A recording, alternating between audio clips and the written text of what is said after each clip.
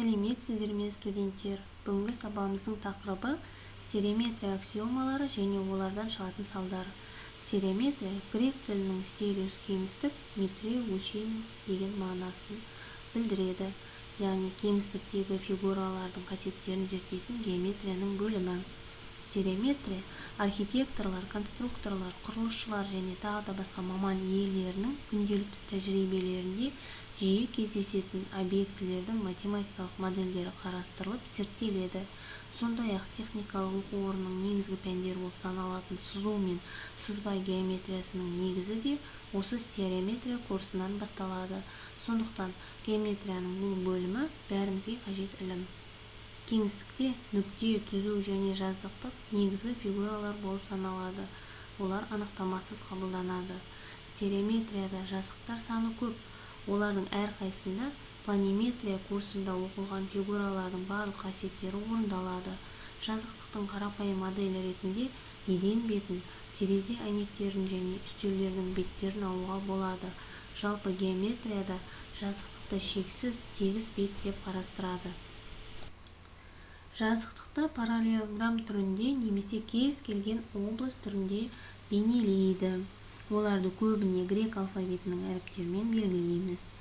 Нүктелерді латынның бас әріптерімен, түзулерді латынның кіші әріптерімен белгілейміз.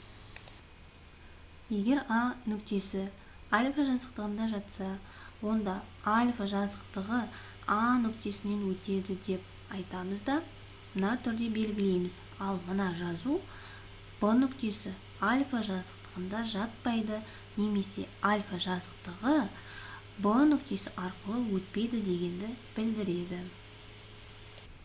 Егер А түзуі альфа жазықтығында жатса, онда мына түрде белгілейді. Кеңістікте түзудің жазықтықта жатпауы, бірақ жазықтықпен тек бір ғана ортақ нүктесі болуы мүмкін.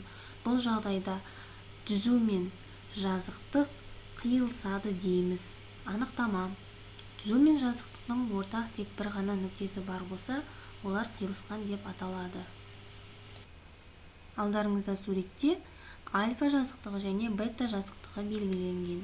Бұл жағдайда альфа және бета жазықтықтары С түзуімен қиылысады дейміз және оны мына түрде белгілейміз. Мына белгі қиылысу белгісі болып саналады. Жаңа геометриялық бейне жазықтықты енгізу аксиомалар жүйесін кеңейте түсуге мәжбүр етеді. Сондықтан біз жазықтықтардың кеңістіктегі негізгі қасиеттерін өрнектейтін аксиомалардың тобын енгіземіз. Бұл топ мына аксиомалардан тұрады. Бірінші аксиома: қандай жазықтықты алсақ та, сол жазықтықта жататын нүктелер де, жатпайтын нүктелер де табылады.